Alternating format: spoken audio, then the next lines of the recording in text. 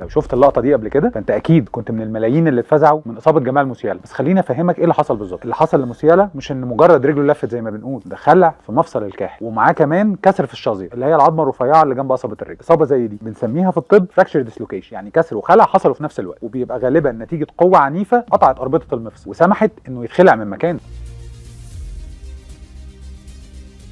اول حاجه هنعمل اشعه عشان نتاكد ان مفيش كسر حصل مع الخلع، وبعدها هتاكد ان احنا هنستعمل التكنيك المظبوط عشان نحاول نرد الخلع. وهنا هنبقى قدام سيناريو من اتنين، ممكن الخلع يرجع مكانه بسهوله، ساعتها بنمشي على علاج تحفظي يعني كبيره وعلاج طبيعي وتاهيل ما بنحتاجش عمليات. اما لو ما رجعش فده بيحتاج رد جراحي في العمليات. لكن في حاله جمال موسيالا كان في كمان كسر مع الخلع، مش مجرد خلع بسيط، وده بيغير خطه العلاج، لان لو حصل كسر بالشكل ده هيبقى القرار ان احنا هنعمل عمليه في اقرب وقت. عارف ليه؟ لان الاربطه والانسجه اللي حوالين المفصل بتبقى متشوهه، وممكن يحصل ضغط على الاعصاب والشرايين حوالين المفصل، وده معناه ان احنا محتاجين نرجع المفصل مكانه جوه العمليات ونثبت العظمه اللي اتكسرت بشريحه ومسامير. كمان واحنا جوه العمليات لازم نعمل فحص دقيق جدا للاربطه. عارف ليه برضو؟ لان ممكن يبقى في اربطه مقطوعه ومش باينه في الاشعه، وساعتها لو ما اتصلحتش في وقتها الاصابه ممكن تتحول لمشكله مزمنه او يحصل خلع متكرر مع اقل حركه. كل خطوه هنا محسوبه، كل ثانيه تاخير بتفرق في الشفاء والرجوع للملاعب. عشان كده البروتوكولات الطبيه الرياضيه لازم تكون دقيقه وسريعه وعارفه تتصرف ازاي وامتى. ودايما بنقول الاصابه مش النهايه، بس لازم تتفهم وتتعالج صح. ودمتم دايما حركه وصحه.